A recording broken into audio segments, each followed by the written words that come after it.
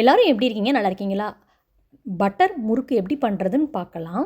2 cup அளவுக்கு கடையில் வாங்கின அரிசி மாவு, நீங்கள் வீட்டில் அரைச்ச அரிசி மாவு கூட பயன்படுத்திக்கலாம். மெஷரிங் கப்பில் நான் எடுத்திருக்கேன். நீங்கள் அதுக்கு பதிலாக டீ குடிக்கிற டம்ளரில் கூட எடுத்து பயன்படுத்தலாம்.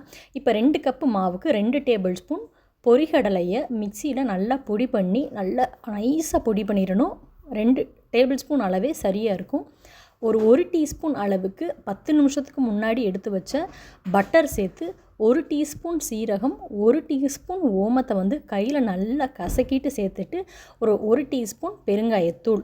ஃபஸ்ட்டு உப்பு போடலை. இந்த வெண்ணெயை கையில் நல்லா அழுத்தி இதோட மிக்ஸ் பண்ணி விட்டுட்டு சீரகம் பெருங்காயம் எல்லாம் அது கூட மிக்ஸ் ஆகிற மாவோடு மிக்ஸ் ஆகிற மாதிரி இது பண்ணிவிட்டு இப்போ இந்த முறுக்குக்கு தேவையான அளவு உப்பு போட்டு ரொம்ப கொதிக்கிற தண்ணியும் இல்லாமல் ஜில் தண்ணியும் இல்லாமல் மிதமான சூட்டில் இருக்க தண்ணி ஊற்றி இதை நல்லா பிசைஞ்சு எடுத்துக்கிறலாம். நம்ம இடியாப்பத்துக்கு பிசைகிற மாதிரி நல்லா சாஃப்டாக பிசைஞ்சிட்டு இந்த இதில் போட்டோம் அப்படின்னா நம்மளுக்கு கரெக்டாக இருக்கும்.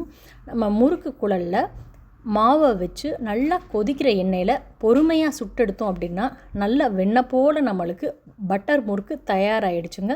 பாருங்கள், அவ்வளோ சூப்பராக இருக்குது முறுக்கு பார்க்குறதுக்கே கலர்ஃபுல்லாக. உங்களுக்கு வேணும் அப்படின்னு நீங்கள் காரம் சேர்த்துக்கலாம். ஆனால் பட்டர் முறுக்கில் எப்போதும் காரம் சேர்க்க மாட்டாங்க. நான் ஒன்று இதில் சாப்பிட்டு காமிக்கிறேன். எவ்வளோ ஒரு கிறிஸ்பியாக இருக்குன்னு பாருங்கள். ஒரு 10 நிமிஷத்துக்குள்ளே நம்ம செஞ்சு முடிச்சோம். இந்த அருமையான பட்டர் முறுக்கு உங்களுக்கும் பிடிக்கும்னு நினைக்கிறேன். நீங்களும் உங்கள் வீட்டு குழந்தைங்களுக்கு இந்த பட்டர் முறுக்கை செஞ்சு கொடுத்து நீங்களும் சாப்பிட்டு சந்தோஷமாக இருங்க. இதே போல் ஒரு அருமையான இன்ட்ரெஸ்டிங்கான இன்னொரு வீடியோவில் சந்திக்கலாங்க. அது வரைக்கும் நன்றி, வணக்கம், டாட்டா, பாய்.